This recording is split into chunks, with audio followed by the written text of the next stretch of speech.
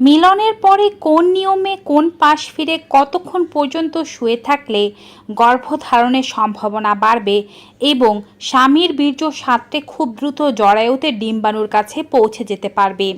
এই প্রশ্নটি অনেকেই করে থাকেন বা এই পদ্ধতিটি অনেকেই জানেন না। আজকে আপনাদেরকে শিখিয়ে দেব গর্ভধারণের সাহায্যকারী এই টেকনিকটি। বাবা মা হতে চাওয়া দম্পতিরা কমেন্ট বক্সে অবশ্যই লিখে দিন বাবা হতে চাই কিংবা মা হতে চাই, যেন অন্যরাও আপনার কমেন্ট পড়ে আপনার জন্য প্রার্থনা করতে পারে। চলুন শুরু করা যাক। মিলন স্বাভাবিক প্রক্রিয়া। মাসের যে কোনো সময় মিলন করলেই বাচ্চা পেটে আসে না।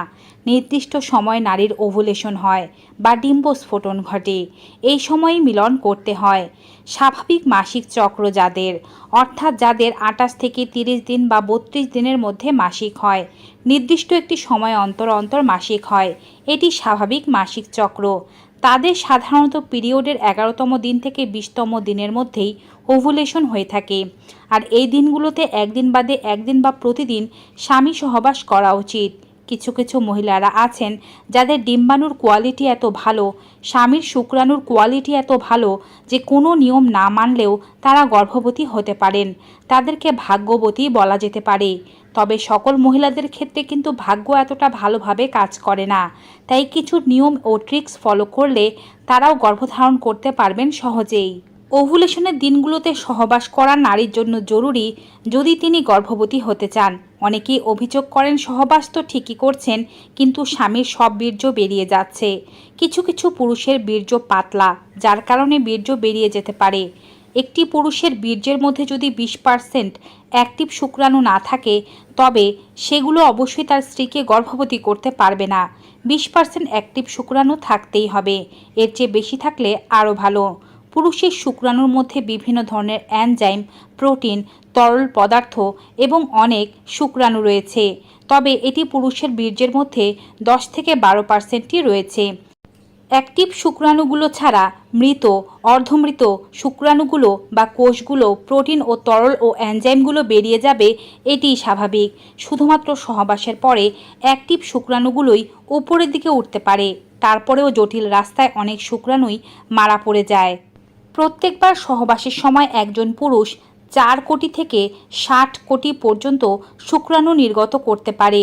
পুরুষের একবার শুক্রাণু নির্গত হওয়াতে প্রায় 5 ml থেকে 10 ml পর্যন্ত শুক্রাণু বের হয়। সর্বমোট শুক্রাণুর এর মধ্যেই 10% থাকে বীর্য কিটগুলো, যে বীর্য কিটগুলো মাত্র 10%-এর মধ্যে 4 কোটি থেকে 60 কোটি পর্যন্ত থাকে। আপনি নিশ্চয়ই ভেবে অবাক হচ্ছেন এটি কিভাবে সম্ভব, কিন্তু সৃষ্টিকর্তা এভাবেই তৈরি করেছে মানব শরীরকে। এই শুক্রাণুগুলো সহজে উপরের দিকে ওঠার জন্য সহবাসের সময় ও পরে নারী ও পুরুষ কিছু কাজ করতে পারেন। কিছু কিছু নারীদের জরায়ুটি উল্টো প্রকৃতির থাকে, একে রেট্রোভার্টেড জরায়ু বলা হয়ে থাকে।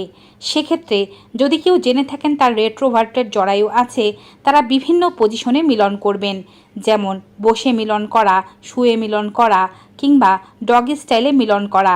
এগুলো গর্ভধারণের সম্ভাবনা তাদের জন্য বাড়াবে। শুয়ে মিলন করলে অবশ্যই কিছু বিষয় খেয়াল রাখবেন, যেমন শুয়ে মিলন করলে কোমরের নিচে আগে থেকে একটি বালিশ দিয়ে রাখবেন। এটি জরায়ুকে কিছুটা সামনের দিকে এগিয়ে আনবে, যা পুরুষের শুক্রাণু নির্গত হওয়ার পরপরই জরায়ুর ভিতরে এই শুক্রাণুকে পৌঁছে দিতে সাহায্য করবে। গর্ভধারণ করতে চাইলে মিলনের পরপরই বিছানা থেকে উঠে যাওয়া যাবে না। মিলনের আগে কোনো প্রকারের লুব্রিকেন্ট অথবা কোনো প্রকারের বাড়তি কোনো জেল ব্যবহার করবেন না। মুখের থুতু বা লালাও নয়। স্বাভাবিকভাবে যৌনাঙ্গ পিচ্ছিল করে মিলন করার চেষ্টা করুন। সহবাসের পর যখন বীর্যপাত হবে, তখনই পুরুষ সঙ্গে সঙ্গে স্ত্রীর উপর থেকে উঠে না গিয়ে কিছুক্ষণ অপেক্ষা করুন, অন্ততপক্ষে 5 মিনিট। তারপরে স্ত্রীকে ছাড়ার সময় ঝাটকা দিয়ে একেবারে না ছেড়ে ধীরে ধীরে ছাড়ুন, যেন শুক্রাণুগুলোও না বেরোয়। স্ত্রীর কোমরের নিচে যেহেতু বালিশ দেয়া আছে, স্ত্রী এ অবস্থাতেই পাগুলো অর্থাৎ হাঁটু মুড়ে কিছুক্ষণ শুয়ে থাকুন, অথবা হাঁটুগুলো উপরের দিকে একটি চেয়ারের উপরে উঠিয়ে রাখতে পারেন। এতে করে শুক্রাণু বেরোতে পারবে না।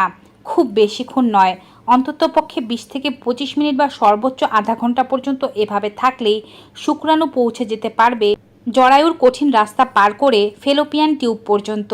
অনেকেই প্রশ্ন করেন শুক্রাণুর ফেলোপিয়ান টিউব পর্যন্ত বা ডিম্বাণু পর্যন্ত পৌঁছাতে কতক্ষণ সময় লাগে। এক্ষেত্রে 2 মিনিট থেকে 10 মিনিট, কিছু কিছু ক্ষেত্রে আধা ঘন্টাও সময় লাগতে পারে। নারী ভেদে, শরীর ভেদে এবং শুক্রাণুর অ্যাক্টিভিটি ভেদে এটি নির্ভর করে থাকে।